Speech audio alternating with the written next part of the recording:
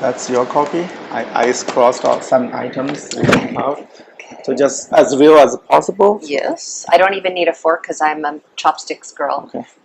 So let's get the fork out of the way. Get the fork out. Yeah. So that's mine.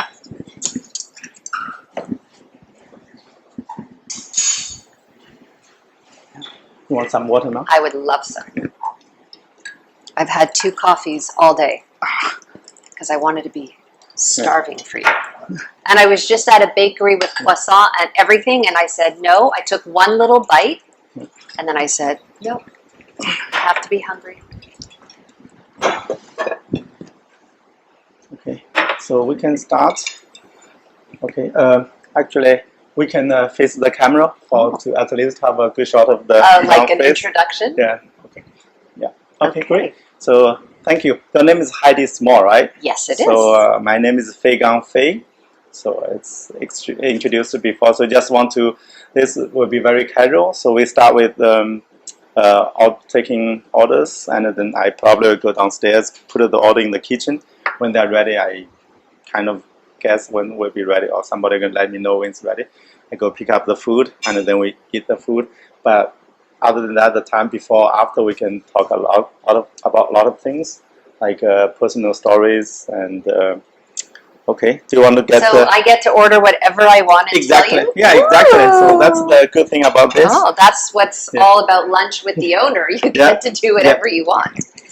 But you know, can I tell you what my preference would be? Okay. Since you know your food so well, okay.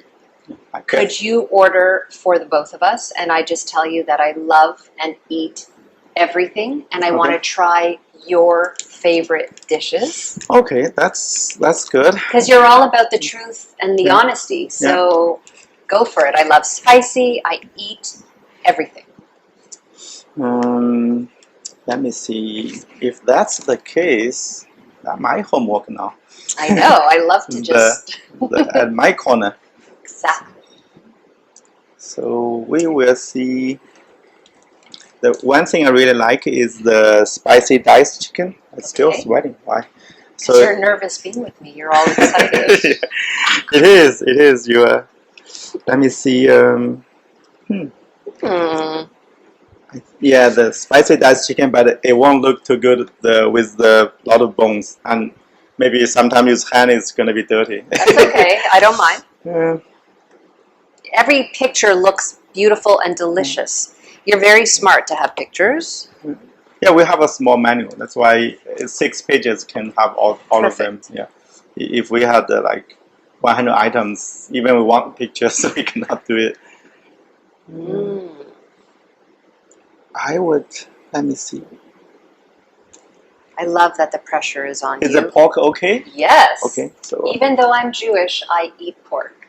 Okay, great. That's this one is pretty good. Okay. Okay, I write down something. Okay. If I talk to you and tell you about a cute story while you're writing, is that going to interrupt your brain? No. That's fine. Okay. Yeah. So growing up, I grew up in a Jewish traditional home.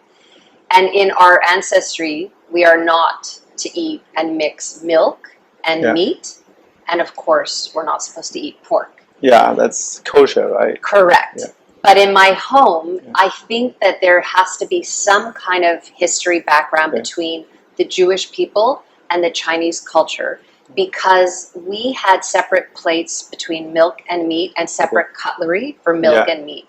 And we had special plates for Chinese food. So we broke all the rules on Sunday evening, and we ordered Chinese food on special plates, on special cutlery, and that was okay. It's like we made a different rule just for Chinese food in my home. That's great. And that's really interesting. The Chinese food is so popular. It's just something, I wish we could explore it further. I'm going to do some research. There has to be something about those two cultures and how they're so drawn to one another.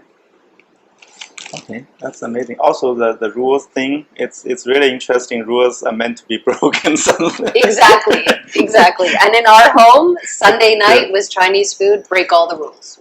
That's really quite some wisdom. Let me see this one here. Okay, this.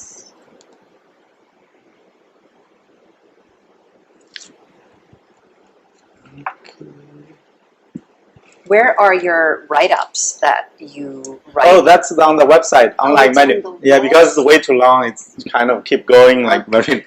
It will be a lot of pages. People are gonna be really mad, like saying like, oh, where can I find the next item? And they have you here to tell the stories Yeah. in person.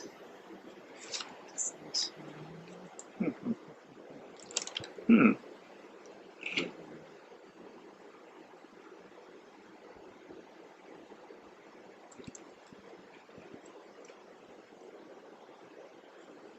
Okay, I pick up like three, the two appetizers. I want to be surprised. Okay, then okay, I bring this to downstairs. Okay, I'll wait for you. Okay, great. Let me get this out of the way.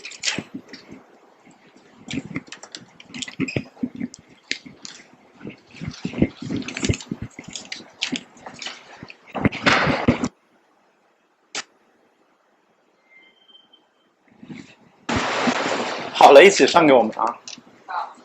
然后对，然后过会给我们小碗装米炒饭了，我没弄米饭，要洋饭啊。对。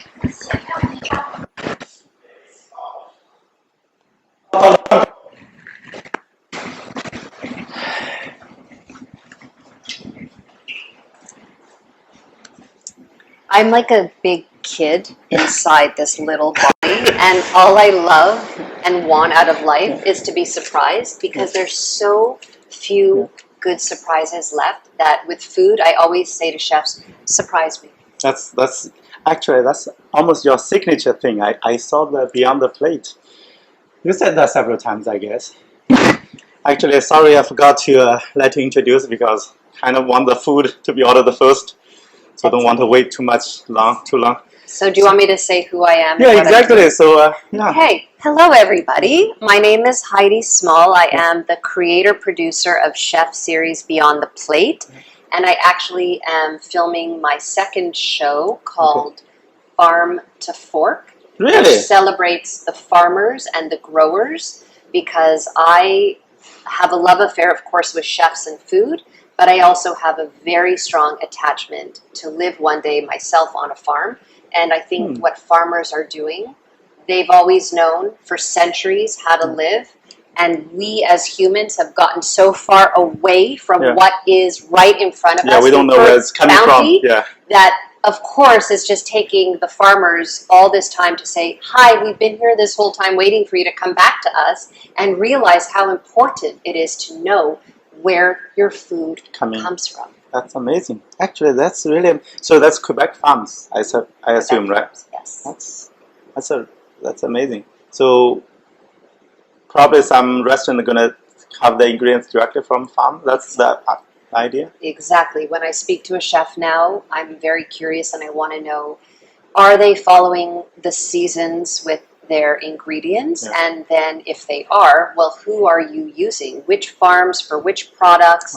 And then I get to go and tell a bigger story where the chef is actually a piece of the bigger story, and I want to go and branch out and celebrate the farmers and the purveyors and the growers, because I think deep down, when humans come and gather around the table and eat that beautiful food, there's an opportunity that you have there to educate and teach everybody a little bit more about how to live a better life, how to treat everything around you. It's just an opportunity for restaurant owners and chefs to grab the attention of the guest in their restaurant and educate. That's really a great idea. So that means, as for a restaurant owner, automatically think about the how to transport, how to set up the menu. So that means the restaurant going to change their menu. Exactly. Huh. It's almost like a test, because a chef who says that they are using seasonal and following what the earth's bounty supplies is kind of put up on stage in front of bright lights, and then has to show how they do change their menu according to what their growers are offering. But what I have learned filming is that the growers now want to hear from the chefs what they need, the feedback, and then they start to change how they seed and plant different things. So everybody's getting excited about this new conversation. So it's very, That's very amazing. wild. Do you know, I guess I heard it before. So right now we have a lot of ways to preserve vegetables for like contra-season. Is that contra-season thing? Is that It's like pickling and putting, jarring and canning? not only that, because like now you can have the food grow in the plastic, that thing. Hydroponics. Yeah, so that's we call in Chinese little anti-season. We call it anti-season or the contra-season. So that means in the winter you are not supposed to have this kind of vegetable. Now you have in the winter. Yes, that is exactly what they are following here. Yeah, exactly. So that's the seasoning thing. Like if you buy directly from the farm, sometimes they say it's better to be natural. You know, it's like in summer you eat cucumbers. You know, in the winter you maybe something root vegetable. Exactly. So that's what I think of like when I hear that. You always have fresh from the farmers. So can I ask you where you were born? I was born in a village, small village in Jiangsu province in China. Okay. Yeah. So I know a lot of farming. I did, when I have my first memory, I was working, any heaviest thing possible I could lift, I lifted. Seriously. And you can see my color is dark toned. For regular, like average Chinese people, I'm dark toned because all the time I work outside in the sun. So did you grow up part of a big family that grew up on a farmland and you were working the land? Yeah, we work on the land. It's huge. It's like in that time, I was born in 1979. So 80s, like the rule is like most provinces or the whole country. Like you have every family depends on the population. They give you so much. It's some land. So you have we had a big family, 8. So they have my aunt married out, but still somehow we kept her number. So we are 7, but we have the land for 8 people. So quite some big land, but there are patches here, there, because they want to be fair. So some area it's better, the land, the quality, whatever, soil, whatever. It's so this big piece of nice land or that big piece of not so good land. So they divide for each villages. So, but it's small, very small. So what would you do when you were younger, growing up? Like, how would your day look like? It's crazy. So because we have so much stuff to grow. Like in the winter, we grow wheat, right? In the summer, paddy. So the rice paddy.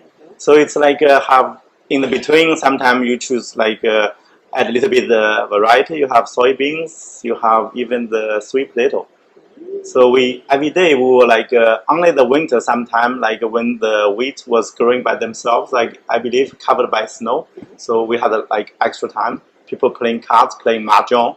You know the tiles, of course. mahjong. So only the winter time, little bit off time. Other time, all the time. We were even the kids as a kid in the summer with the paddy, the rice paddy, and the water. It's kind of this floor. The water is this deep.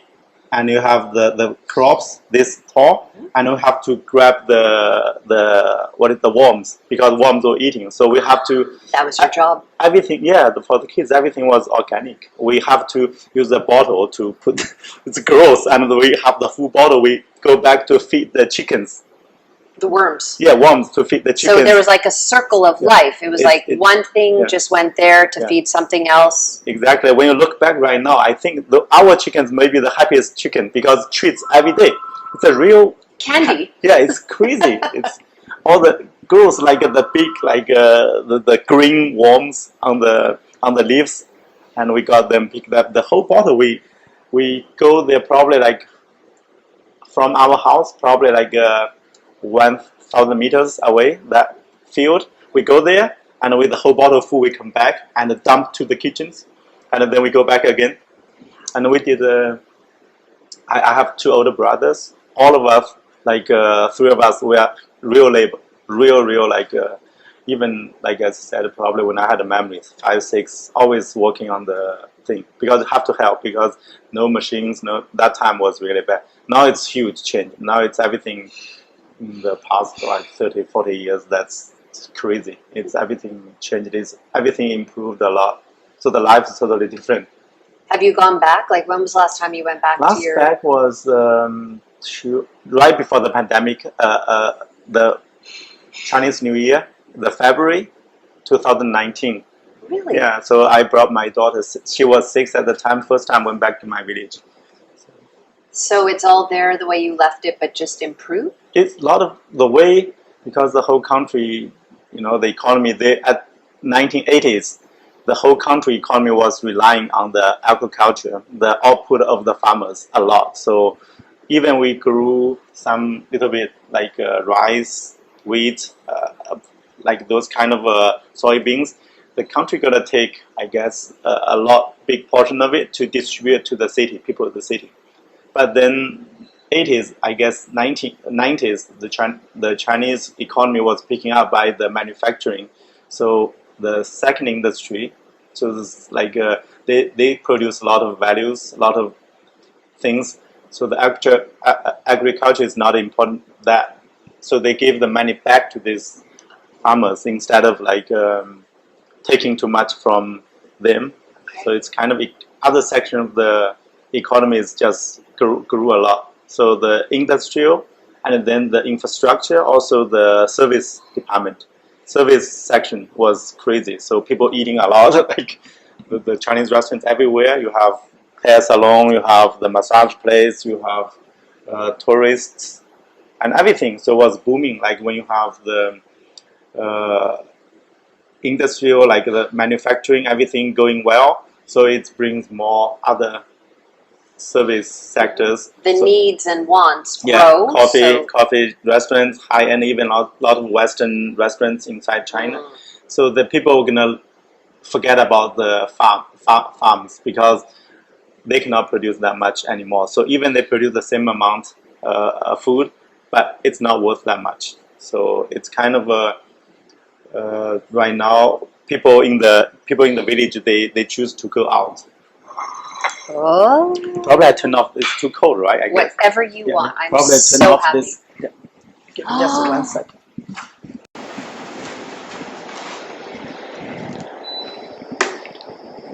Wow.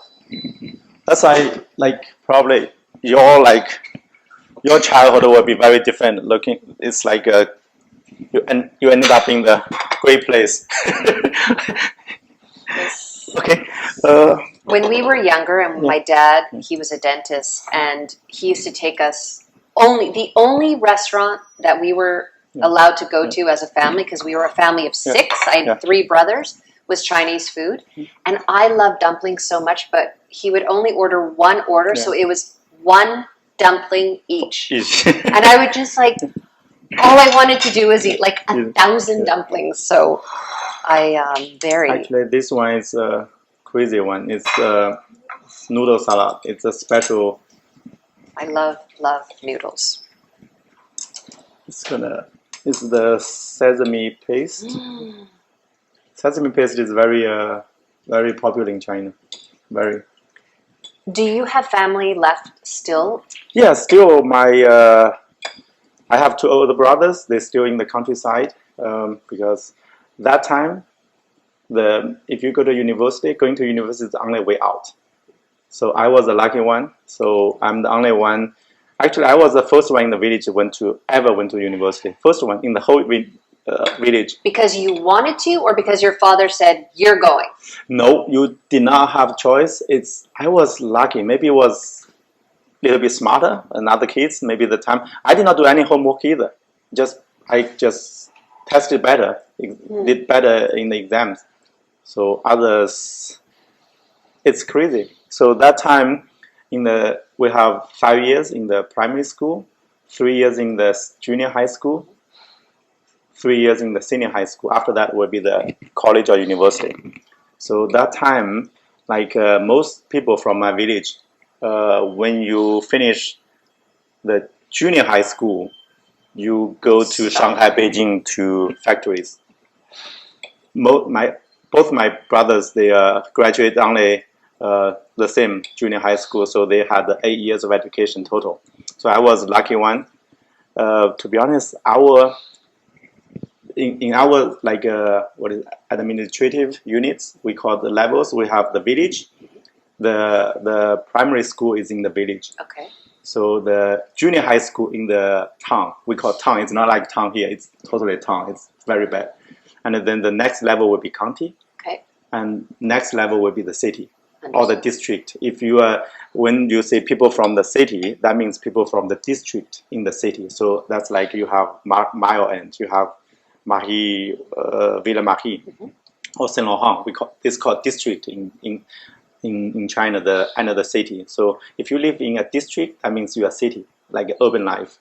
If you live a county, one city they have central will be districts, several districts, and then the like suburban or even every city they have the urban area, the rural area. Okay. So that called county. So if you see your address with a county, opposite to Canadian or U.S. system, like county above the city, right? In China it's opposite. County is under the city. So if you see your address county, that means from rural area.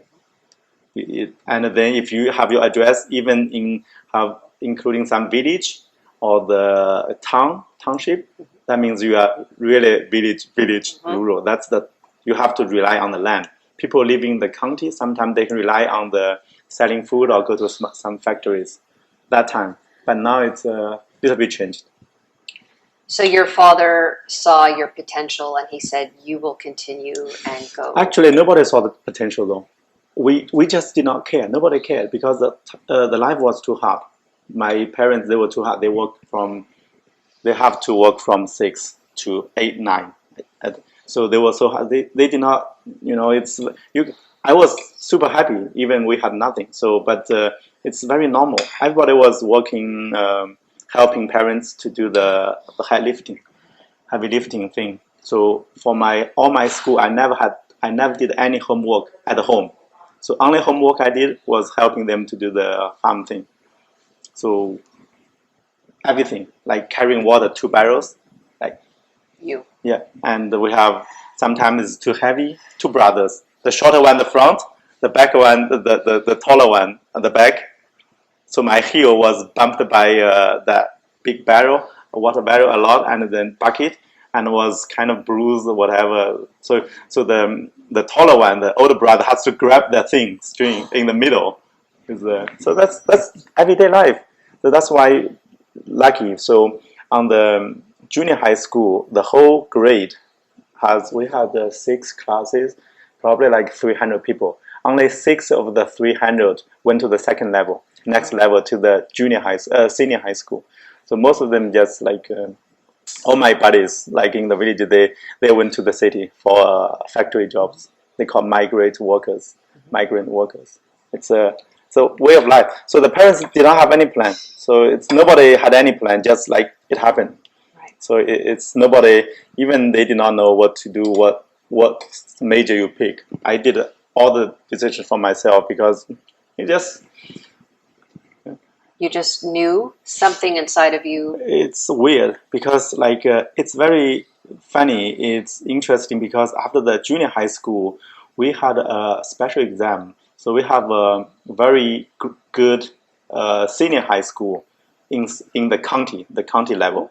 So that senior high school, if you enter that senior high school, you have a great chance to go to university. Great chance.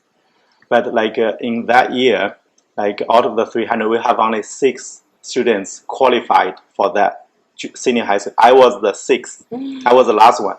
But usually the whole grade, best I did was 8th. I usually was around 10, 11, 12. So every test, we have midterm test, we have final test, every grade 1, 2, 3 for the junior high. So sometimes I was 10th, the whole grade. I was number 1 or 2 in the class, but we have 6 classes, right? So you have the 1 or 2, but you have totally 6. Sometimes the best before that I was 8. But the last example, the most important one, I was 6. So I was right above the level. And but that time, because the senior high school was so famous, it's really good quality, was founded in 1927. That's kind of a lot of years. That's kind of in China is kind of a good one. So, but they give you choice because you qualified, you accepted by this senior high school, and you can go to a, what is that called, the training school. That time the training school, like of the junior high school, you go to a training school, you are guaranteed a job because you will learn how to a trade. Learn a trade. Yeah. So that time, like the system 1990s, early 90s in China, when you get this kind of school, training school or the trade school, and you will be guaranteed a job. We call it IM Bo. In China, we have IM Bo. It's like the public servants. It's here same like in Canada. If you working in public servant, you may not get too much money. Salary may not be too great, but at least you guarantee a job, and your whole life you have pension, you have things, right? In China, the same. We call it the IM bowl. We always care about like eating have food. That's called the bowl. Is very important. If you have IM bowl, that means it's not breakable. You'll eat for life. Exactly, it's not breakable. That's what we call IM bowl. I like that. Yeah. So my father was so happy because you are from the village. You will have an IM bowl. So my father told me, why just take this offer, because like you can go to a trade school to learn some either welding or even nurse, or even whatever they teach you to do, or the factory or the sewing machine, work on some kind of stuff. But it's all very kind of advanced, crazy technology for the country people, for the village people. Like you have a sewing machine, like industrial sewing machine, like you probably learn how to operate that thing. That will guarantee you an iron bowl job. For life. Yeah, for life. So, but then somehow I told my father I want to go to university. But that's my father. Even today, he's still saying, "Oh, that's really a weird thing." I said, because that time, like in the village, nobody thought about entering university. Yeah, that's like a lot of years away. You still have 3 years to go for the junior high school. So, but then I made that decision myself. My father, oh, whatever do you want to do? So otherwise, and the funny thing after that, right after the whole country changed a lot. They did a lot of reforms, and only several years after that, the IM bowl was not guaranteed anymore. So they will say, like, if you have only, let's say, 8 years of education plus the training, right now in China you will be regarded like not well educated because you did not have a bachelor degree. So I had a bachelor degree, so that's really. But right now it's a lot of masters and a lot of doctors, so it's crazy. So you have to be early.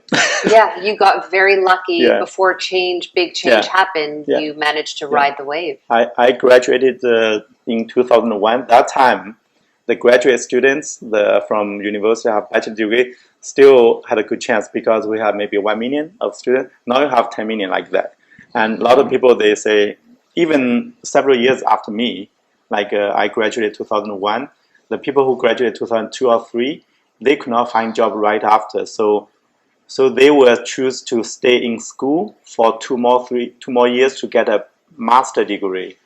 To get a little bit more ahead. Yeah, little bit more like at least you have a master degree, so more impressive on the resume. Competition is very... Now they can see, at least you can see a lot of doctor degree everywhere. People just sometimes they want to get higher education, get more like academic, but some of them just like found it too difficult to find a job, so they chose to stay in the school a little bit longer, so get more prepared. So when did you move to Canada? I moved in Canada 2006, 15 years already. So that's the thing. I was so smart did not know. I chose the computer science as a major. So that thing, as you have skills, you work. Oh my gosh, we have to start eating. Yeah. We have to get busy. Yeah. Thank you so much. So can I serve you? Yeah. No, we just like grab to the. Okay. Let me give you. No, it's take it. Yeah, for your own needs. Fine. Thank you. So today I'm having 2 dumplings, not 1. Yeah, you can have 5 if you want. I don't have to worry. This looks so interesting. Thank you.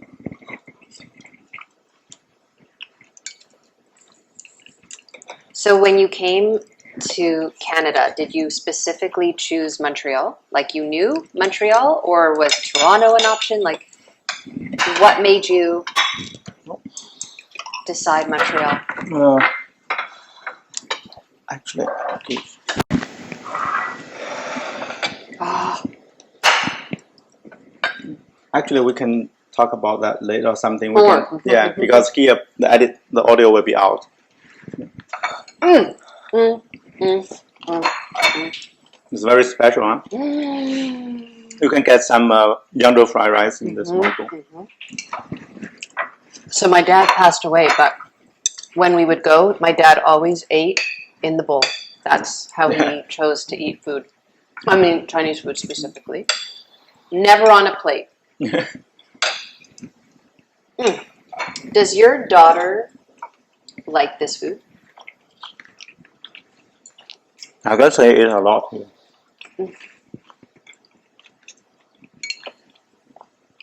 It's like a North American. She likes the genital chicken. It's sweet and.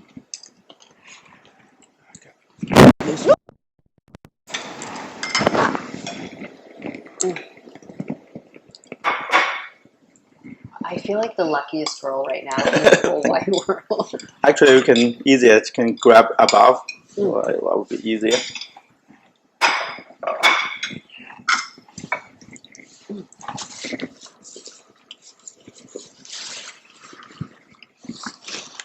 How many people get to do what they love?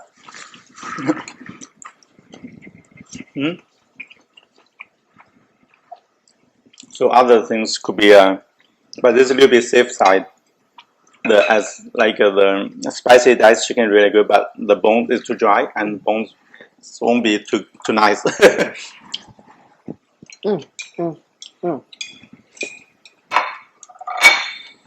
You can have more. This one. You have no idea. When I see dumplings, my heart races with. That's why a lot of dumpling restaurants they're super popular now. My kids know. Sunday night, they look at me. They're like, "You want dumplings?" And they loved your food. Loved. They were totally freaked out with how it tasted different. Every single dish that I ordered from you, whatever we thought the dish would taste like was completely not what we had imagined. You used different ingredients, and I can't explain it. I don't know. It's just like it's very traditional ones. Like this one is very.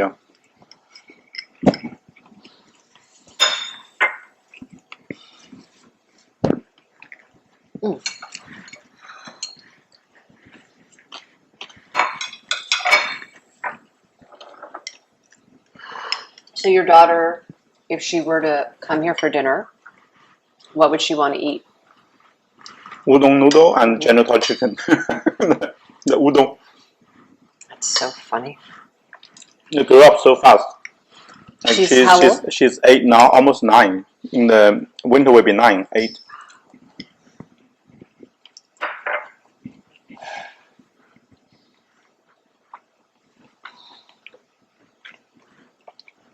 She's so fast. So when she's 10 or 11, she's gonna give trouble saying like, I don't want to talk to you anymore. Have their own like rebellion time. Rebellious. Do you want more? No, it's fine. More children? Oh. No. You're good? Because like having a restaurant is really tough. And also, I guess we are not strong enough, not strong-willed.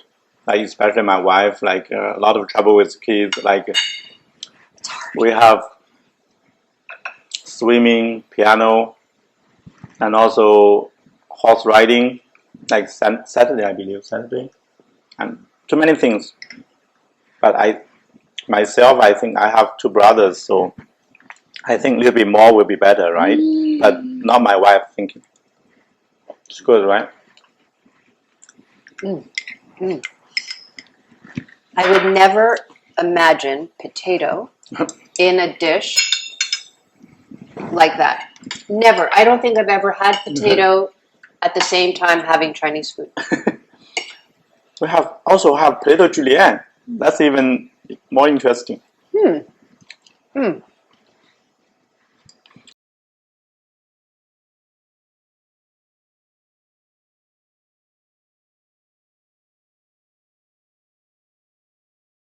I would say maybe in 10 years we will fail also probably. But I want to write a book about this experience. Also, like you asked my growing up, my story is crazy, to be honest. I seen a lot of nasty things, bad things, good things. Lucky, I went through the whole like China, the change transformation from poor country to a rich country. So I've seen a lot of things, a lot of stuff like personal experience. So that's why I say I always learn English to one day I can write a book in English. That would be really beneficial to people, like the trivial story, like my story, trivial. But you are kind of, you make your name already. So it's tell people a story. It's always my goal to also including mine. Of course, and you have to leave your legacy to teach so that people know to do better. I want to show the real thing because like a lot of people, they right now, even in the media or something, everybody, you are in the show business now, like try to present the best. That's very, very natural, very good. It's a professional. But I want to do the opposite. I always want to, my own story. I failed here, there. Everybody has shortcomings. So I want to show the real. That's always I'm very, very different from a lot of like people, friends with myself, like a lot of friends. I think very different from them. So very independent or very, it's really, even when I was in university, I was different. I think different. I was the only poor kid student, and I did really badly, like on my study. I failed several subjects. Even my professor said you are the only one who came from a really poor family who have failed. So that's why I'm so different. That's a lot when you're little to hear that. Yeah, it's very very different. Do you think a lot about how your daughter is going to grow up so differently from the way that you grew up, that you're not going to be able to give her that life of the land and the farm and the hardships, or do you think she'll have her own hardships? Yeah, that's my little bit personal theory. Is like everybody has their own stuff, Every generation. Yeah, probably she's gonna make her own mistakes, like different kinds of mistakes, or lucky or not. Everybody has their own. I just could probably, if I could have some advice, just a little bit, not too much. Otherwise, the pushback will be crazy. I see a lot of parents having that problem. Especially when their kids are in their teens. So it would be.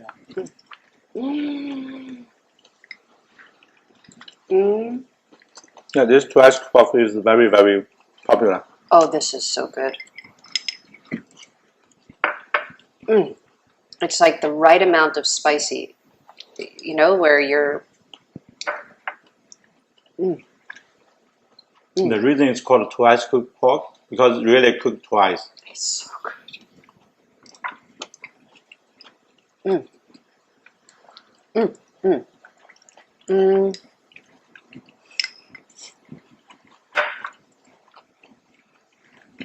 Where are your parents now? Just still in the village. Because when their body was worked up so much, they all have they bend their back, so they have my mother has a huge hump. It's like hump. It's like you literally do not have time when you are the support of the family.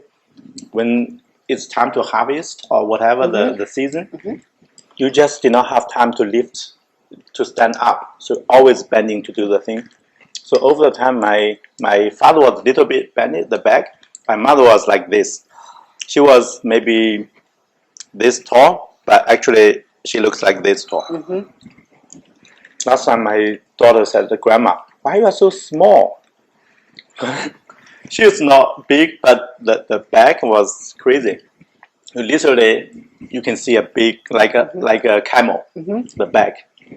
Does it hurt you to see that? Like, do you feel like We got used to because we came from there. We like you understand? Yeah, we were when I have the memory, she was like that because that time was really hard. So people saying, why don't you have time to cook for kids? Nobody cared about. They even did not have time to stand up. Jesus. It is really bad. Mm. So I'm so curious how your journey brought you into the food industry when it feels like your story is bringing you into technology, into a completely different world. So I just can't wait to hear how you end up in Montreal with a Chinese restaurant and your cleverness with, you're very special, clearly. You know, it's like your path, it's as if you had a little shining star over you that brought you all of these incredible moments in your life, but you're also very clever. I feel like you see things differently, so you see the opportunity and you go. Maybe people are looking here, but you're looking there, and then your path just is magic.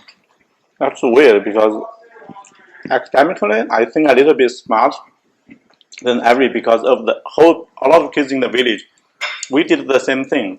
I was number 6 of the almost 300, but we have 2 or 3 kids. They were like so out of touch. Like whatever they don't spend time learning, every time they did a test, they're way above me. So we have that kind of people. But some people looking at me, maybe I did not do anything. I scored better. So that's the thing. So academically, which were either working or playing, whatever. We just we did not do any homework. We did not study at home at all. But I guess the IQ, I guess a little bit above average. To be honest, I see. Okay, if I spend same time working on the math, I probably can do most correctly. But other than that, I don't. But I only thing I think myself is very different. I read a lot of books. I more like a romantic thing. Like I do a lot of crazy things. People think this is stupid or something, but I would try.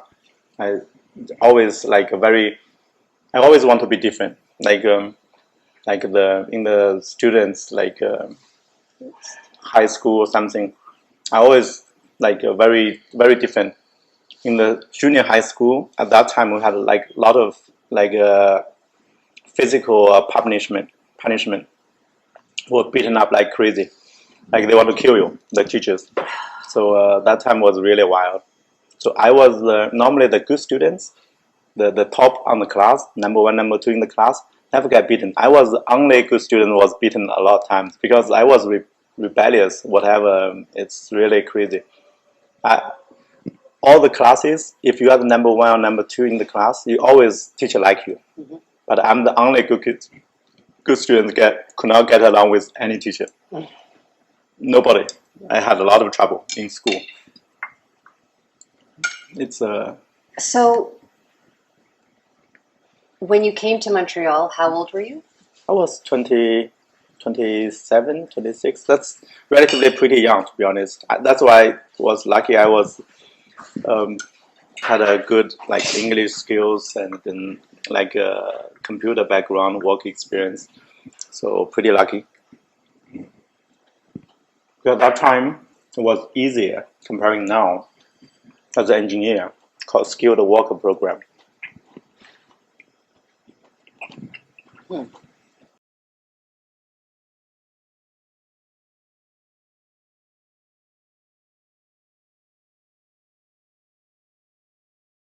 So when you and your wife arrive on your first day in Montreal, Where do you go?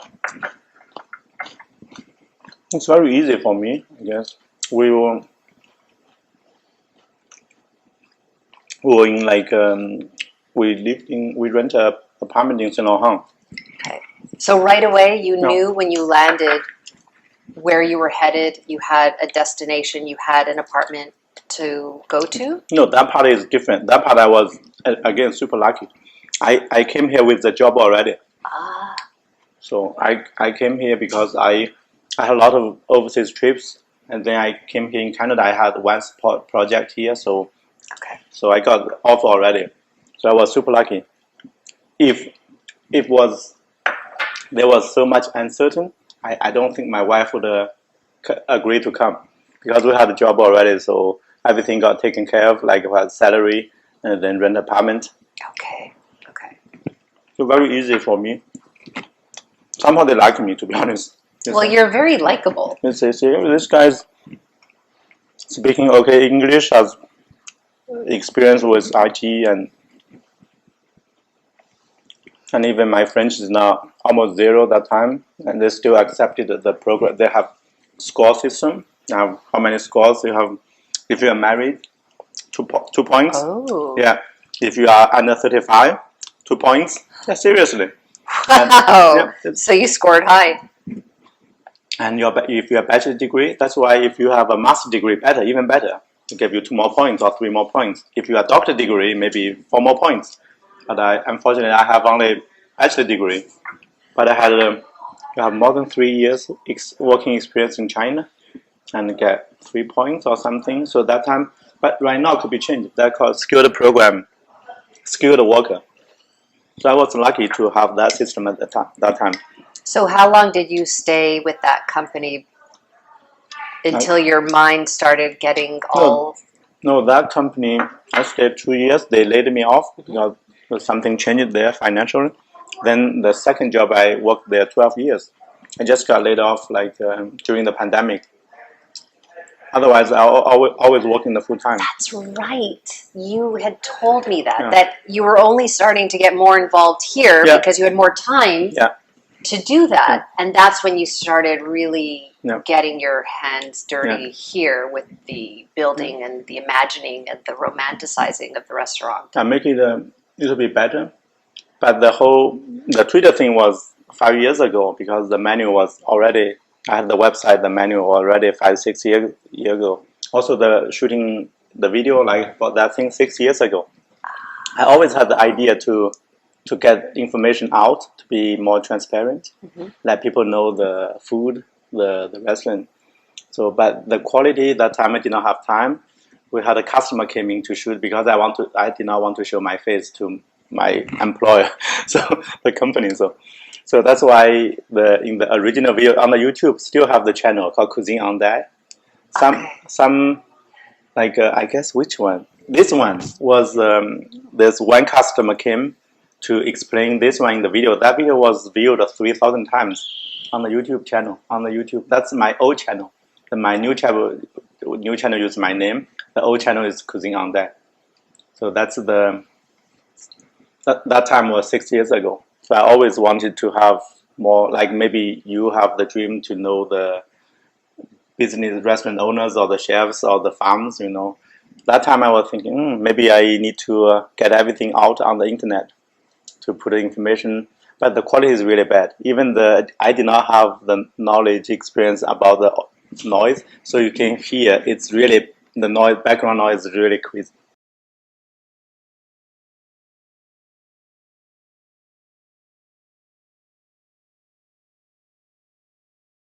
Was it too spicy for you? I don't know. I used to eat very spicy food.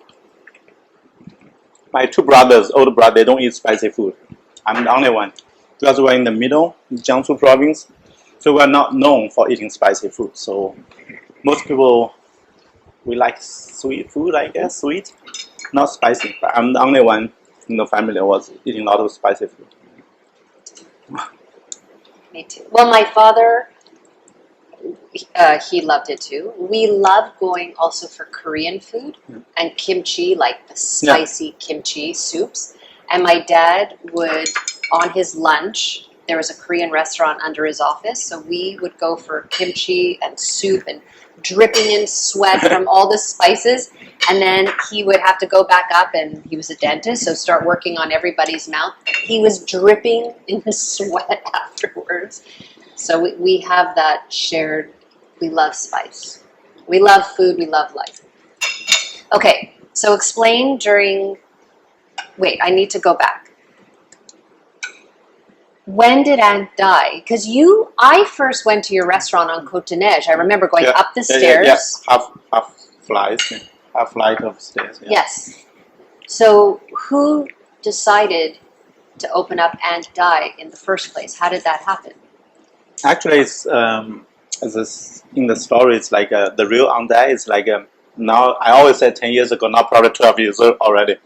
12 years ago, maybe 12, 11 years ago. She came in from China to visit her daughter, our friend in the West Island. So she cooked the Chinese thin bread. It's really amazing. She cooked really well. So I was really surprised. Like she was in her 60s, I believe. The whole life she was making a lot of that stuff, just regular, ordinary housewife. So she taught me how to make it like several times. So I was pretty good at it. Like. After several times, so I was really amazed by the dedication, because I know Chinese food is always good. So that time I was thinking like if one day I probably kind of think about the dedication to make only few items in a restaurant, make it really well, really nice. So that's why it said like one day I probably have a restaurant that use Aunt Dad's name and her picture. So that's the idea. 7 years ago, then I really decided to try to have a restaurant, because that time I was from 9 to 5 days, like a regular job. My wife was she studied French here. She got the bachelor, not bachelor, DEC diploma at the La Salle College. She finished in French though. It's pretty impressive. She finished everything in French. So she worked 2 years before she gave birth to our baby. So that was, but after having the baby, she did not want to go back to her previous job, like in the fashion design. It's a buy or design, whatever. Like she worked at Joshua, like the Parisuco. That's why I have the 2 Parisuco free samples. So she did everything like design, talking to the supplier, and the samples, checking quality, whatever those from the fashion business, fashion design. But then after having baby, she did not want to go back the full time, wanted more time having a baby, taking care of the baby, or more flexible. Then the idea of having a restaurant was kind of surfaced. So we discussed, but we did not know the business that hard. We end up having less time instead of more flexible, more time. We thought was, you have a restaurant, we hire people, but at the beginning was really hard. So when our baby was 1 year old, we had this restaurant. The reasoning for that was like I thought I could, because I'm always project manager. Like the first job, I did a lot of project management, implementation. We call it technical support. You go to overseas to implement a project. So I always think I was good at the managing workflow, and communicate with people, and then assign tasks.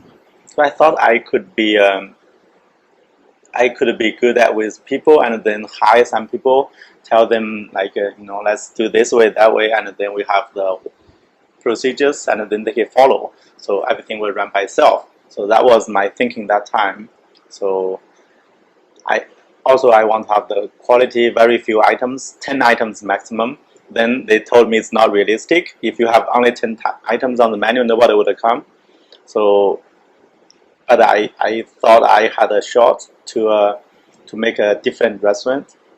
But then it proved to be really much harder than I thought. And also having a business, you have a potential to grow, at least. Also another thinking was like if you have business, you may make a lot of money one day. You have potential to fail, but you have also potential to make a lot more money than the employment, the regular job. So then that time I was thinking I probably can help my parents as well. Even today I could not help them financially that much. After my first job, like in China, I did wire some money to them to helping them because they live very hard life. So as I guess out of 3 sons, I'm the only one who can support them, to be honest, financially, because the other two they barely they can keep their own ends meet. So I guess I stopped wiring them money almost 7 years, almost 5 years. That's the tradition. Always give them money here, but the first few years I give them every year give them quite some amount of money. But then when we settled here, we have the financial, like you have IT job, full-time job was okay. You pay tax, you have a house, pay the mortgage, everything, and you simply it's not realistic to wire them much money anymore. So that's one part of the small reason I want to make more money that time to see like if I have a successful business, probably I can have more money to send to the parents. But it did not happen. But for me, it's everything. It's I tried. If it fails, it fails. It's my all the time. I had a lot of hardship, like all the way to the university time. So I was used to all these kind of difficulties. It's called resilience. Yeah, it's I sometimes I always try to try my best, but if fail or it's miserable. Even shooting this video, if is nobody watches or something, I don't care. Sometimes it's just I'm not made of this thing. It's Well, just also you're in the moment. You're right now where you want to be, Yeah. and that's the victory. not. I think. Yeah, it's hard. It's hard. Even today, it's not easy. You have staff. Sometimes they leave. New people come. It's not always this. I always say, like in China, we have an old saying, like for a woman, the worst for you is to marry a wrong man. For a guy, the worst is choose the wrong trade. That's an old wisdom.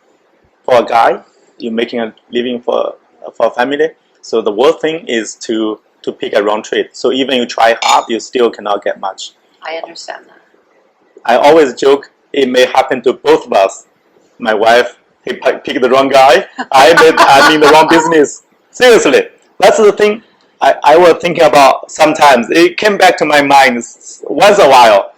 Still today, I think I'm in the wrong business. Maybe you need to be in show business, and slowly and surely you're going to get there with all of your big romantic dreams. Not even that. That's even harder. Not realistic. But the restaurant business is really amazingly hard. You have snacks here or there, and a lot of like without 1 week you don't have anything you need to worry about here or there, and then also this business over competition. It's always like 100 years ago like this, right? It's a business like always have people to eat outside, but you have always a lot of restaurants, so you can never change this. That's the reality. It's but sometimes that's why the old wisdom is like as a guy. Now that time was not women. They looked down on women, right? Everybody actually. You need to really smart to pick a kind of a business to be like you are good at it, or like it has more chance to be successful. I think this one's pretty hard, to be honest. So why did you decide to talk about your food that way? I mean, what made you want to talk about your dishes and kind of give that very cheeky, clever That's always description? because it's always like people they like this one you never know it, so I have to explain you. Otherwise, you order this one, you spend some money, then you can I don't like the greasy food. It's too fatty.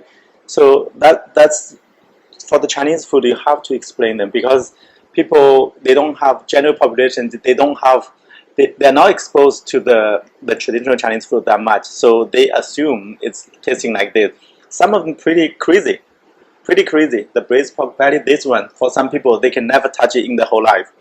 Like some people, they in whole life, they're gonna say, okay, the maximum Chinese food I can try is genital chicken. Beyond that, it's too crazy. We have the mushroom thing. It's like a dark, the black mushroom, and it's what kind of this? It's poisonous for them, you know. It's so if we want to get more people to at least accept our food or like our food, we have to explain them what's like, because end up like a lose-lose.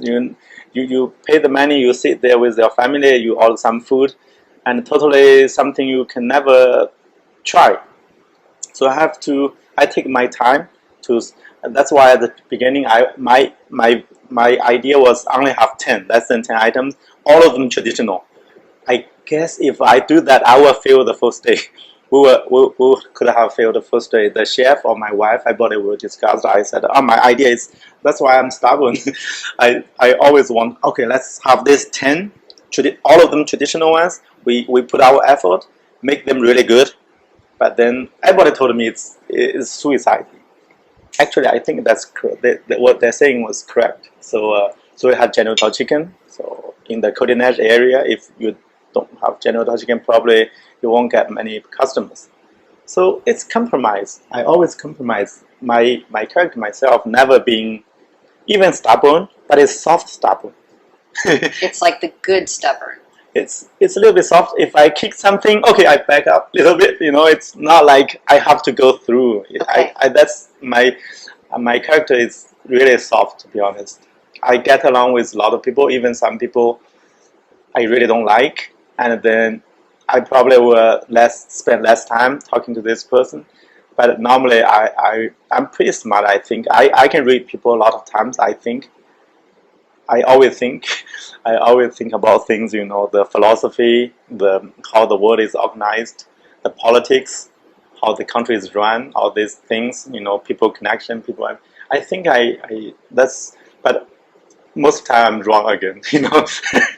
But we learn. Yeah, but I'm not too hard on myself. I sometimes even the restaurant in Yangru, we failed big time.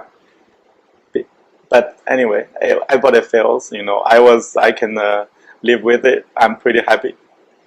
It's my personality is soft. It's always soft. I see probably like a water. I always say like in the Chinese literary classic called the Red Dream. The Dream from the Red Chamber. Red Dream is classic.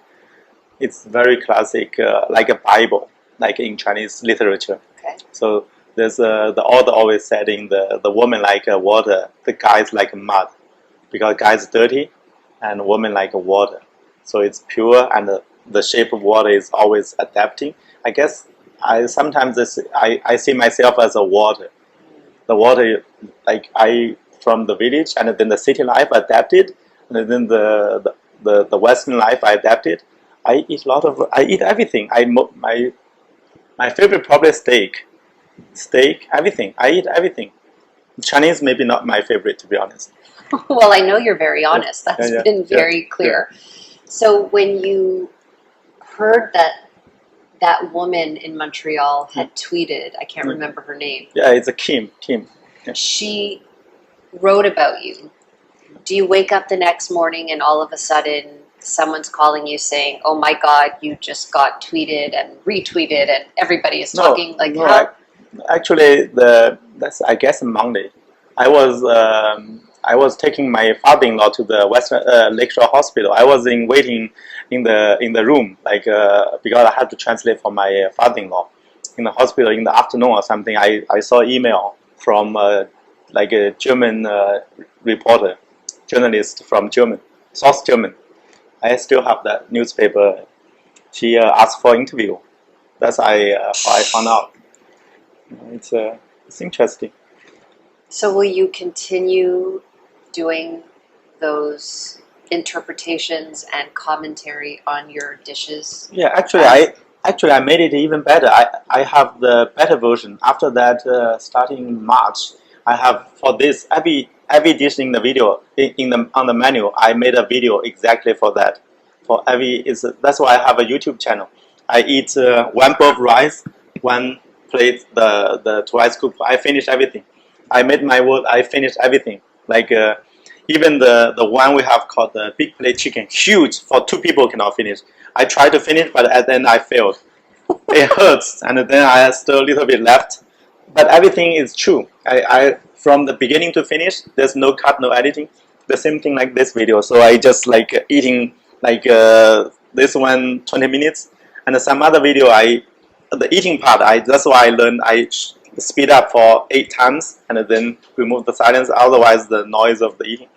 It's every dish I have. That's called maybe the upgraded version of introduction. So you see exactly like have a close-up look, and then I eat. I explain you what's like. Do your chefs ever get a little bit upset with your? I don't think so, because sometimes they just, I guess they don't care that much, because like everybody has the excuse, like for us easy, because like the food is Western, like North American. Some people we can, even for restaurant owners, we can say, oh, customer don't know our food. Yeah, that's easy way out. It's it's very simple. Like that's the benefit of living outside of your original country. Like I don't speak good English. I'm a foreigner. It's not my first language. Yes. It's very easy for us to have because we have people don't like the Yangzhou fried rice. Okay, first of all, it's not that traditional, authentic, and then maybe the customer, they don't know the food. Sometimes it's true. It's not only excuse. Sometimes there's some truth in it. I like that. Yeah. So, where would you like to be in 5 years from now? If you could do anything and be anywhere. You mean like the business or something? If you could just say your dream in 5 years, do you want to still be here in this restaurant, every single table filled with people eating your delicious food, and you're just having a good life with your wife and your daughter? Or do you see yourself out of Canada and one day living somewhere else, doing something else? I think 5 years would be. I really like Montreal. Living here, it's amazing for me. Even my French is really bad, but I'm learning. The best scenario for us is like we don't expect everybody, like all seats are taken. So we don't want that busy, crazy, like really nice restaurant, like a lot of customers. We just okay restaurant, like we have certain amount of customers and people enjoy sitting there 2 hours or 4 hours, doesn't matter. So, but for myself, I want to have most of the time spending the restaurant talking to customers. That would be my dream job. Just explain the dish. If you haven't watched the video, probably explain more, and then your story, my story, just talk to people, and then you make money by talking, and it's even better, and to know more people. I agree. Yeah. I think that's a beautiful answer. Yeah, and then after that, I have more experience and understand people more, and then people are happier. Like we have happy customers, I'm happy, and then also have a lot of knowledge about people. Probably that will help me to write a book. The truth. Yeah, I guess I need to turn off the AC. Just right underneath it. Well, it's very strong. It works. Yeah, it's kind of. So how is how's your show doing, or how did you start? Actually, some people, they try to, in the food business, influencer, or some they try to really be successful in this food review business. But you are kind of opposite. Yeah, no, you stand out like crazy. How did you start? Or that's really quite a story. It is a great story. I graduated McGill. I wanted to make movies. I wanted to produce and direct documentary films. Actually, that helps now. It's so funny how it comes full circle, because I was very, very young and I got married really young. I got married at 22. Okay. And then I had babies right away. I was pregnant, babies, I think at 25. and had way too many children, and then I had to just kind of be at home raising a family. But I always wanted to work, and I still had a lot of ambition and dreams. That's amazing. So I opened up a company all by myself. I just had this idea. I couldn't make movies, but I wanted to be in the world of movies. So I came up with a plan to, when a movie was filming here in Montreal, I would pick everybody up and drive them all over the city, like Julia Roberts. Really? Comes to Montreal. Wow, I pick her up at the airport. I drive her all over the city, and I say to her, do you want to live in Old Montreal? Do you want to live in the Plateau? Do you want to live in Westmount? Like, what do you want from your experience? And then she says, well, I want to be in Old Montreal, and I'm going to have my 3 kids, and I want this, and I want that. So then I put her in Old Montreal in a beautiful apartment. Montreal is crazy. Gorgeous. Really, and then I take care of everything when she's here. So the big thing with movies and filmmakers and actors, they want to know where to eat. That's the number one thing. After they're happy where they're living, they'd say to me, Heidi, where do we eat dinner? Where do we have a croissant? Where do we get coffee? Everything. So I would put these lists together, telling everybody from, like I said, Julia Roberts to Jamie Foxx to Channing Tatum to Roland Emmerich. Every single actor, actress, filmmaker for 10 years were in my care. Wow. And I was calling restaurants all over the city. Can you take Julia Roberts and close down Au Pied de Cochon because she's coming with her husband? And so I had these relationships with chefs for a decade. They were so happy and grateful because I was giving them these crazy moments and clients. Yeah, exactly, And I was so happy because I had to go home to my babies. So I didn't want to be the party girl and have dinner with them. I wanted to leave them at the door and go home. And all of that was for 10 years.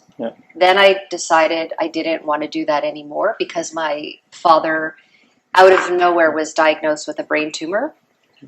And as soon as that happened, I just said, I'm stopping everything. Nothing matters anymore. I can't work and do anything. It was a big reflection. So I took care of my father with my brothers and my mom for 1 year. He died within a year.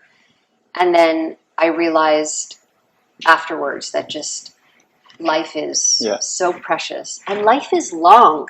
Everybody says life is short. I think life is really long. And you need to do things that matter and contribute to society and fill your heart with passion. And so I just decided, okay, I'm going to change everything. So I left a 20-year marriage, ended. And I wanted to do a whole new business, career, everything. So I sat down by myself. And I am telling you, I sat down in a freezing cold house because I wasn't even able to pay the heating bill. And I was desperate. And I just did not know what I was going to do because now I'm alone, 3 kids. I just told my husband, there's the front door, go. And I have bills to pay and a roof over my head. And what am I doing? So I wrote the Montreal Gazette a letter. And I told them, I love food, I love chefs, and I have relationships with these chefs that I could do something with. I know everybody, and I know the top chefs because the celebrities wanted those restaurants. So those relationships were cultivated.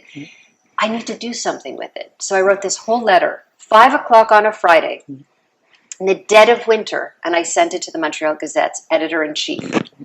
And then the next week, she wrote me back, editor-in-chief of the Montreal Gazette. She's like, your letter, we called it a love letter. She said, your letter is beautiful. We would love to meet with you. So, jeez, that must be good writing. Must be good writing. It's passion. It's heart. It's like... Because you're strong-willed.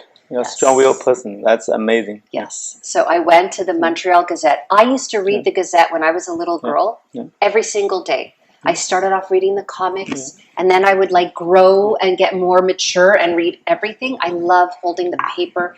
So when I went up to the Gazette and I rode the escalator and they were waiting for me at the top, it was like, it was just the most incredible thing ever. See, the sun is coming out as I say it. It was magical. And I sat down and I brought them croissant, I brought them Danish, and I thought I would have to tell them all the reasons why they need to say yes. And so I'm talking, and then everybody around the boardroom table says, Heidi, you've got the job. Wow. It's a yes. Right away? Right away. I went, oh, they're like, just relax. I'm like, oh, so I started eating a Danish and a croissant, and I'm just like sitting at the table. And I think it's important to say that a lot of people have great ideas, but only a few people actually take the idea and go and make it happen. Action is more. Action, because it takes a lot of courage, right? Because like you were saying, you could fail. What if you don't make it? And what if you... But I just never thought that way. Tunnel vision. I'm going to do this. I'm going to make it happen. And so I said, I want to talk about chefs. I want to tell their story. I wanted people to know and be educated about their history, because I felt that if people in the city of Montreal, and anywhere for that matter, would hear your story and know about where you came from, it would change the way they had your food. That like if they thought you were this kind of chef or that kind of person, but then they hear you had such a difficult life and how much dedication and hard work it takes to be in that hot kitchen, you might get people to come back and taste for the second time, but almost like the first time, or new people who feel attached to you now because they hear about your childhood. So it was a real desire to change the perception of a chef. And then the film student wanted to film the chef going on a food adventure. That's why the quality is there. You see, you have to strong will and also the talent. If you don't have the talent or gift, it's. But on the record, I want to say you are the strong willed. I'm the weak willed. Actually, I'm really soft. If that's the thing, I would say I would never succeed in my whole life because I'm not that strong. On the record, you see, I soft. I kind of adapt. Sometimes need that kind of strong. You are strong. You're a strong woman, and with the talent, that's why you can make a successful career. It's really. But I can appreciate people with that quality, but I cannot do it. That's why I read people. I know even in the workplace, I know some people really great. I cannot copy. I even don't want to try copy because I know I'm not made of that. People, I admire a lot of people. Some people, I know how they succeed. They have qualities, but I know I'm not made of. That's what I'm saying. I'm really soft. I know I'm not good at a lot of things. I compromise a lot. I'm soft, and sometimes I'm not really. I'm really realistic. So I see a lot of people like you. I can see really like your story, really, but I see, this woman is great, but have good character, but I cannot do that. Seriously, sometimes I'm doing today here, I try there, I feel okay, I'm done, and I try to stay happy. Like I really, that's kind of a lot of people. That's the amazing thing about life. People are very different. I see some people like you, some other friends. I see really great quality from them. It's really amazing. Some people I don't like it too much, but once in a while I see some people really, they tried. I tried a lot. I work really hard, but sometimes I will give me a break. Sometimes I really watch movie for a long time. But I really see that's why I sometimes want to know people's story. Like your story is really crazy. Well, we love to be inspired, right? To hear somebody tell their story inspires us to say, hey, well, if she could do it, maybe I could do something a little bit different and kind of change the directions. And that's why we love other people's stories too, is to be inspired. The Beyond the Plate, that one, like I saw your name associated to, like you wrote the comments about us. That's why I Googled and then see I saw the video. Like amazing, like the music at the beginning. I don't know what is the word for that. Very catchy. Yeah, it's the opening. Yes, the opening credits. Jeez, I learned the new English word. It's amazing, and then you see the quality right there, and you see the people, all of them. You're hugging and then tasting the food, and then they show you the bag. It's amazing. It's really. I think that may help the whole the Montreal the food business. They it's like a game. Let the best win. Like sometimes you have the chance, let them to showcase their stuff. Like as I said, we are not the best, we're not that good, but I wish the best to the best people. You know, they have skill, they have the talent, they have the passion, and then they manage it well. They get the best products and the services to the customers. I wish them really well. I like the fair games. Like maybe I'm not the best of the game, but I really admire people. They do really well in the field. Especially I watch some of the episodes. I see these people amazing. Like this. Also, like I always think, maybe I can be on Heidi's program, but I think I'm not that good. You know, and I always question myself because sometimes people they can only do they're good at some things, they're not good at something. For me, I'm the mediocre. Sometimes I always think I'm the mediocre guy. All my life, I always think I'm the mediocre. I tell you the truth. Even the color tone of the face in the senior high school, I was really ashamed of myself because I'm a little bit darker than the average people. I tried even the cream to whitening cream. Really? I did try in the. And you're so handsome, and your coloring is like. That's why you look healthy. I'm destined to be outside of the country because even today my color there they will say it's not good. They like pale color. The whole country is obsessed with not only the women, the girls they like the pale color. Even the guys. So I'm destined to be outside of China because here they say you're healthy. You saw the sun. You were outside. Whereas there, it's like you're a farmer. You're working in the field. Disadvantage turning to advantage. I also have small eyes. Like it's benefit now. Like cute now. It's like nobody cared. But there, in the junior high school, one guy. We have two guys share one table, right? We have two girls in front of us. The girl always asks me questions. That guy get a little bit jealous or whatever. And one time, he literally, that's true story. He put on my hand. He showed, look, my hand is whiter than you. Seriously, that's a whole real story. You see, people, that time I was really inferior. I had the inferior feeling my whole life. Inferior complex. Yeah, that's why I think I'm pretty lucky. I have in the village, the psychology, the mental health of the young kids. I was super unhealthy. I had if the Britney Spears word, probably I had a mental problem. You know what happened? From the first 5 years in the primary school, 3 years in the junior high school.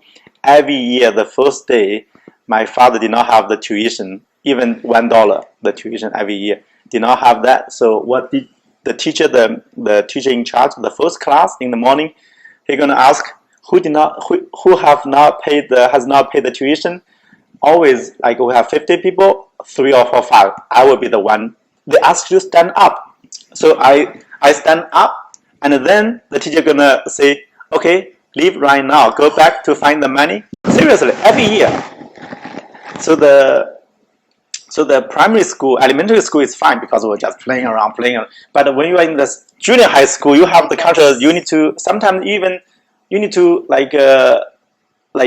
look cool in front of girls. That time, maybe I guess that about the age, and it humiliates you like crazy. So every year, every grade, I was sent back. The worst thing is I was sent back, and my father did not have money.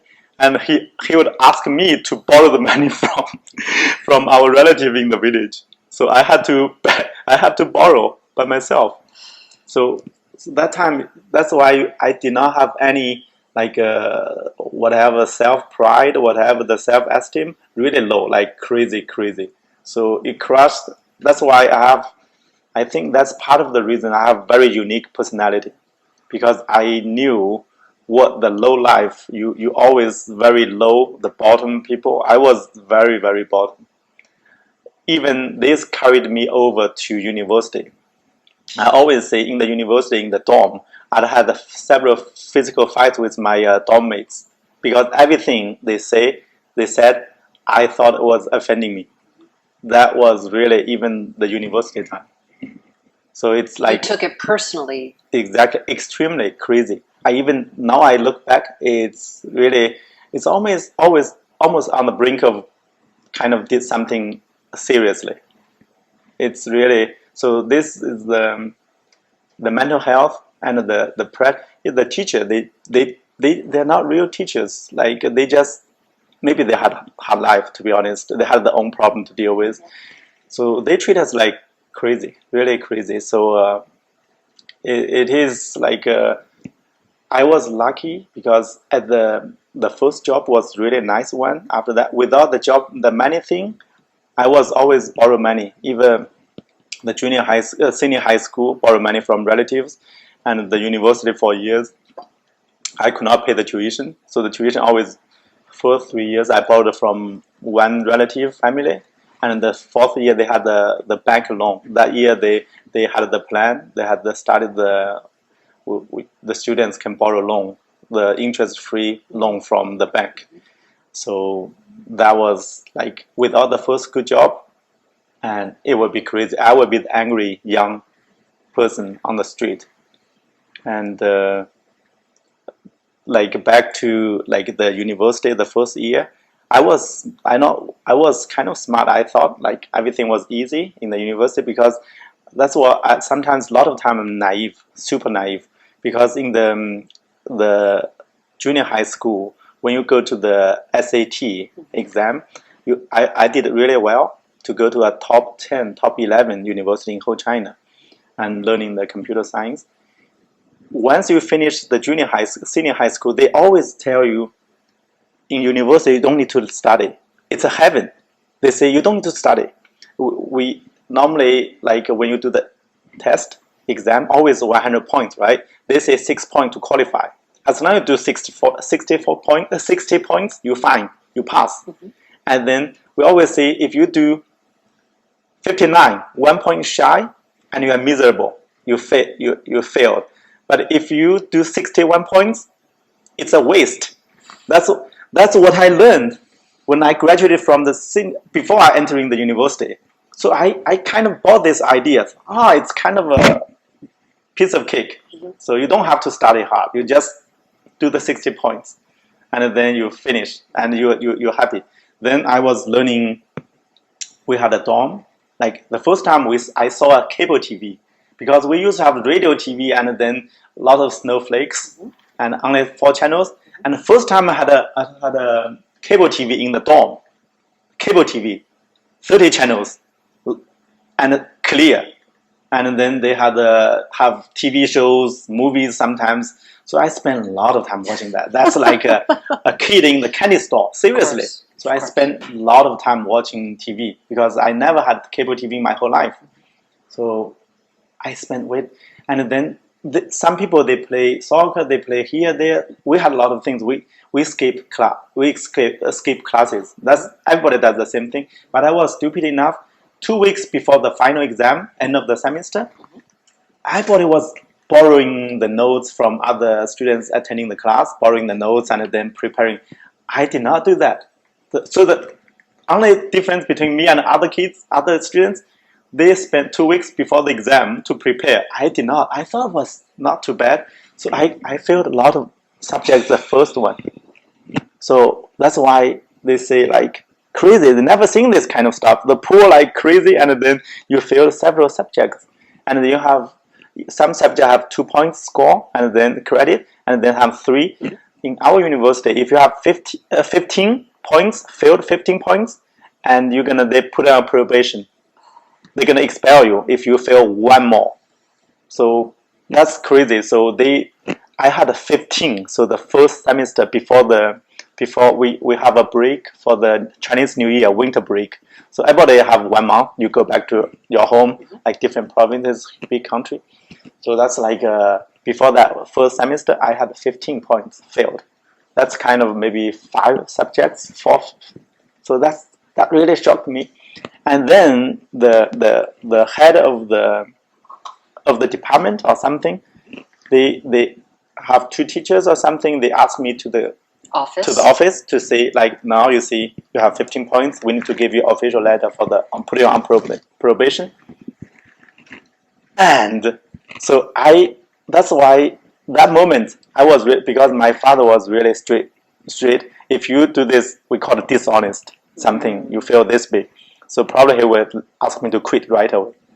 So that's always in my back of my mind. That's for sure will happen if I have a letter, probation letter, bring to my father. He will say, "Okay, you are not made for this. You're done. Let's go to the factory."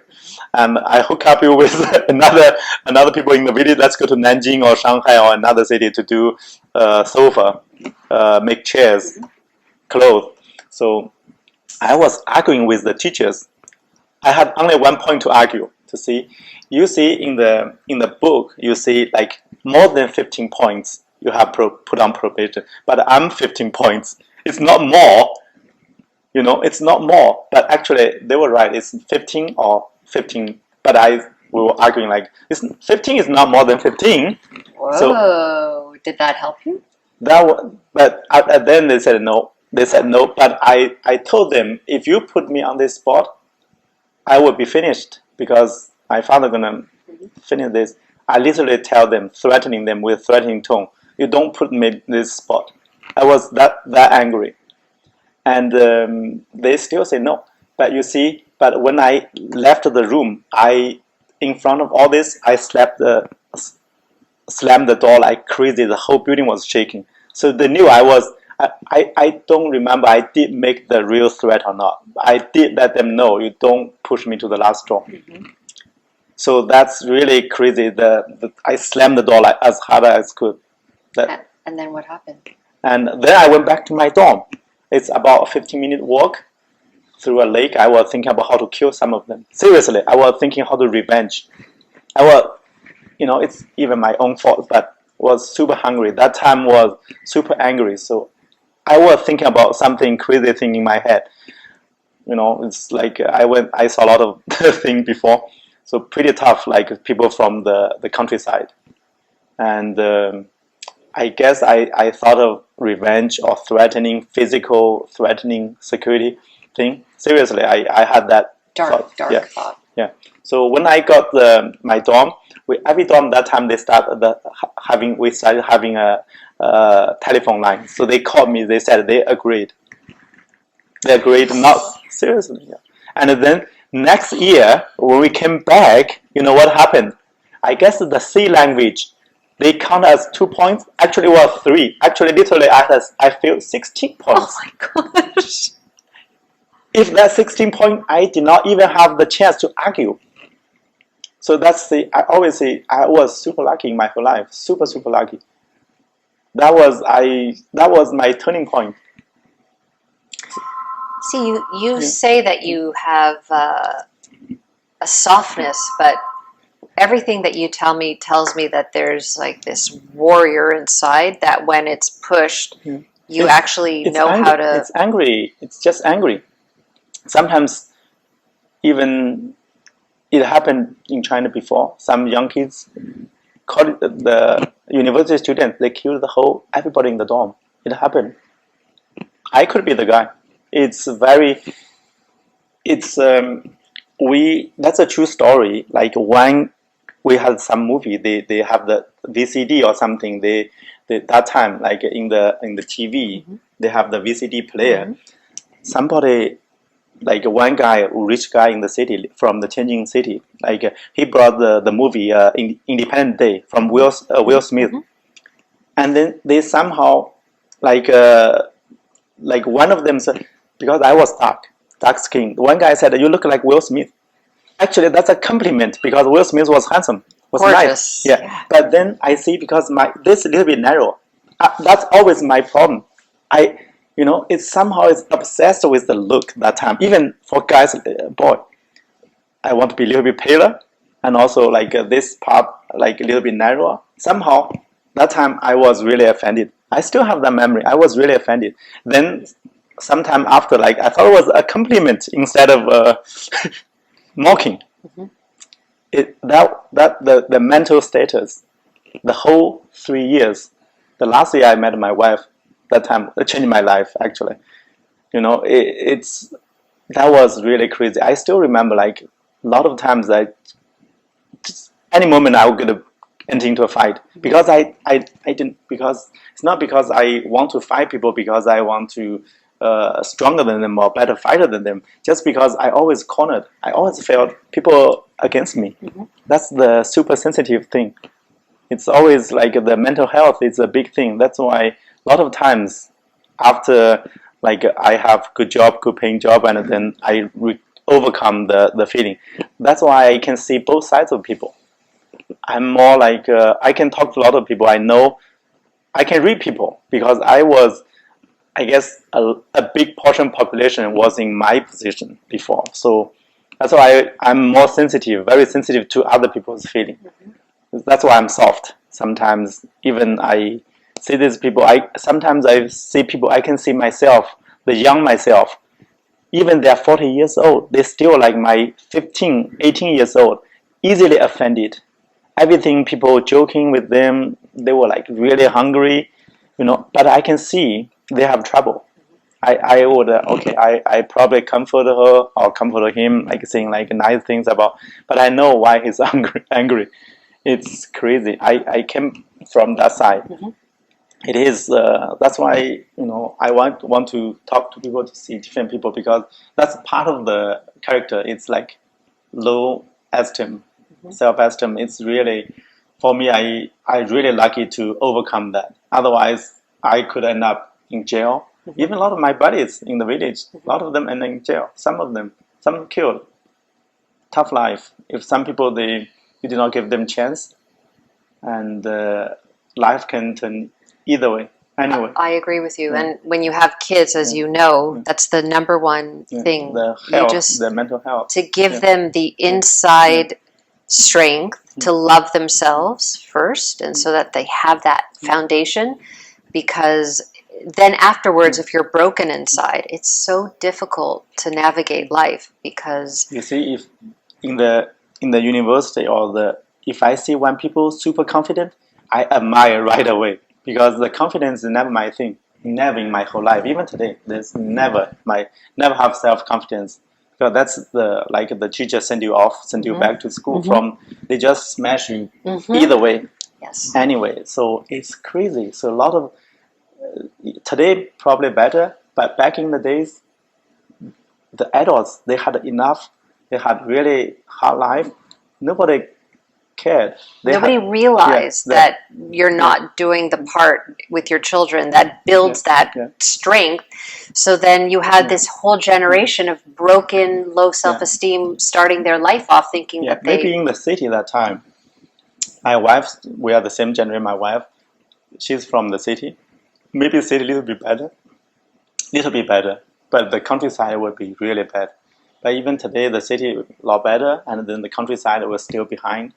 And we, in the junior high school, we just beat us like crazy. Like it's like they want to kill you. I had a physical fight with teachers, and I thought we have several students. We thought we're self-righteous. We saw there's no virtue from the teachers. So we looked down on them, the things they did, their behaviors, and we were really mad. And we thought we were righteous to defy them and even to challenge them, and then like shout slurs to them, and not racial slurs, but it's kind of curses in their faces. And then they beat us crazy, we fight back. And that's the junior high school. And 2 months before that important exams, I was expelled by my master, the class master. I don't know what is the name, class master or something, in charge of the class. I was expelled from the school for 1 month, literally. I could not go to school. I was sleeping outside for a month. I still managed to be the number 6. But he did not have the authority to expel me. The principal or the head of the school had, but he just did it anyway. So we had some little fights or some arguments, and then in his office, he just kicked me I rolled several times on the ground, and he declared I was expelled. for a month, I guess. That's wild. But I was still lucky enough to get the number 6 spot. So what do you think you had inside of you that made you keep going? Because many people would have just stopped and went back to your parents maybe and But gave parents, up. no, parents could not give us nothing either. So the best scenario, if you give up, probably end up in the factory. For my case, because always that's my bottom line or something safety net. I was saying because I was pretty confident with my body that time to work on the labor work. So I always have the fascination. If I could not finish school, I go to Shanghai, the what is that, the marina to, I don't know why I have the sandbags. I was imagining worst case to carry those like the dog workers to carry those kind of bags. But for us, we never go back. I think the parents could not give you anything, so probably end up in the factory, like a lot of factories. Probably the sofa, I could make some sofa. Seriously, They're lovely. Yeah, so it's in our province, some cities they have a lot of these factories. I love hearing the difference between somebody who's going through all of those hardships, giving up and not giving up. I love that. I love hearing about climbing Mount Everest. Yeah. Why do you continue going when you have frostbite and you can barely move your body, and then like those people just make it? I'm not conscious of any of these difficulties only when I look back, because life goes on. You have to soldier on. You have to move on. It just sometimes at a lot of points I was about to make the big mistakes. I did not make it. I was lucky to like the university thing, almost on probation, and also the junior high school. I was able to join the senior high school. That one was really luckiest. So sometimes people did not give the chance, and then they take different turns, and then the mental issue is a big one. A lot of people. You see it now more than. Yeah, it's crazy. Well, you're kind of like a book that I just get to learn more chapters about, even though you haven't had a chance to write your story.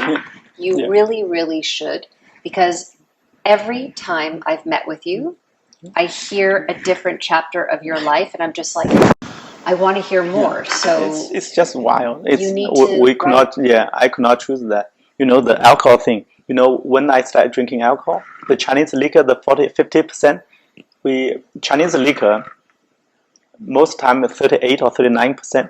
Some of them, the top ones always 53, 55%. I started drinking 53%, the cheap ones, because the parents, they have the cheap ones. When I start having memory, maybe 5. That's my first time I got drunk at 5. Seriously, nobody cared. And it's the cheap bottle. Our county has one of the biggest the Chinese liquor factories, a big brand. Like they sell the locals very cheap one. The bottle maybe $1 or half bottle. When the bottle, very simple bottle. Every family has some of that. So, but that's sometimes when parents not around, we just take a sip. But my first memory to get drunk is my in the village you have relatives, like we always call aunt, uncle, and then one of my uncle, the family name Fei, the same family name. In the village we have only several family name Fei. So we moved from somewhere. My grandfather, they have 2 or 3 brothers in the village. Above that, nobody knows. So all the several Fei families from those 3 brothers. But they may moved from other provinces, we did not know. Okay. So one of them, the uncle, they had marriage. They married. The wedding, in the village, marriage was big thing. The whole year you did not have any chance to eat meat. The whole year. But the wedding will have a lot of meat. It depends on the size of the family or the relative. You have 5 tables. For each table has 8 people. You have 10 tables or 8 tables. You put in the yard, put outside, and you have a table. So this is the biggest event, is the wedding.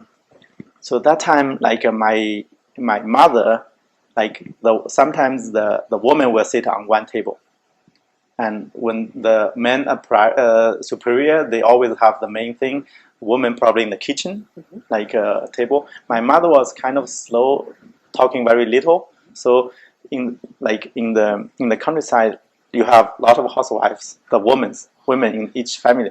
They kind of joke with each other. They play like the same thing here. Like you have people that bully the others, right? My mother was a little bit mocked or bullied on the table. So every time they ask my mother, we have the little cup for the Chinese liquor. Every time, like other women asking my mother to drink, my mother could not drink or something, I will take over. I drink at least 10 of that or some when I was probably 5 or 6. My mother did not stop me.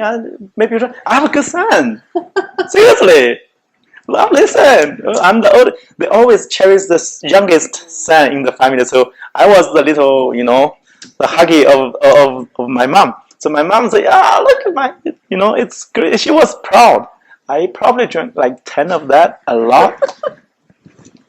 And then what happened is like when everything finished, I feel dizzy. Everything was turning. So in the country, in the village, you have a lot of haystack.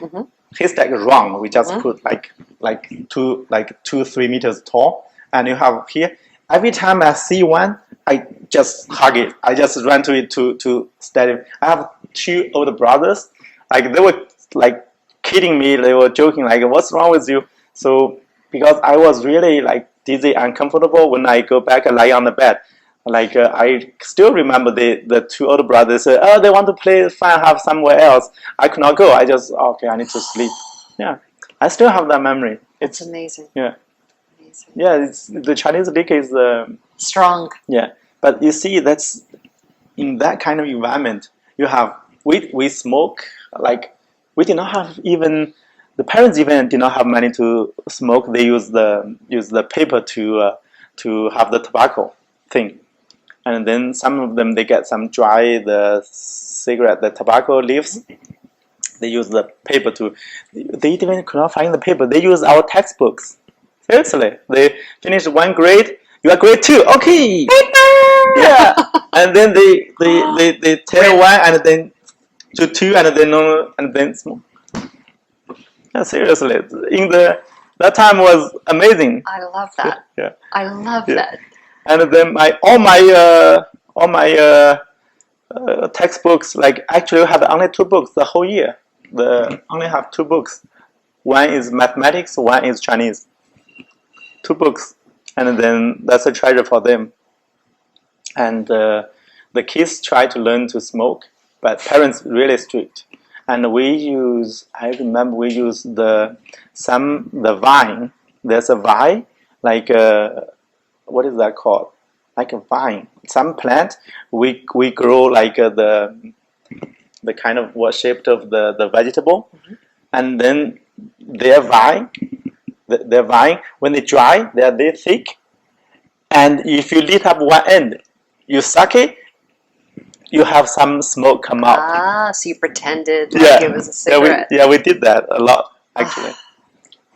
You are amazing, and so I feel like I'm listening to a movie being told to me. I'm just imagining, and then the background of your wall there. I'm imagining you in the fields, just like a little boy. Thank you for inviting me today. Yeah, thank you very much for coming. I hope that you enjoyed this time with me. I feel very honored that you wanted to have me as a guest. I have to tell you. Actually, what is the Farm to the Fork? What is that already aired? Or I filmed my first episode, and I will tell you it will be on, I think, mid-August. Yeah. And I'm filming my 2nd episode next week, which is where I'm heading right now, is to start writing everything for that episode next week. So it's a lot. So literally you guys do the script thing? I do it. Really? I write out everything. I do the call sheet, which just sets up from starting at 9 a.m. You do a shot list, you do your questions, you do scene after scene after scene. And then I have to send it to the chef to look and see and make sure that she's comfortable. And then I kind of lead the day. And a lot of work to do. You see, our video only take about 5 minutes more. No, not 5 minutes more. 1 hour more, maybe just like go through it and okay, let's Yes. fast forward here. Yeah. No, it doesn't work that way. But That's amazing. But you're doing something very special too, and this Yeah. is your Beyond the Plate. This Yeah. is your moment, and I feel very grateful that you asked me. Thank you. Thank you very much. You will be. You are the perfect person for this. Seriously. Thank you. Yeah, I wish. Yeah. Cheers. Cheers. I wish you the best for the lot of these episodes. Amazing. Thank you, and may we film and do beautiful things together a lot in the coming Yeah. years. No problem. I'm okay to talk. Amen. Yeah. Do I get a fortune cookie downstairs? We don't have that. I give you a second cup for that. Yeah. We can bring you a. No, this is good. I'm such a romantic. I always think that cookie is going to tell me my future. Like, I actually believe.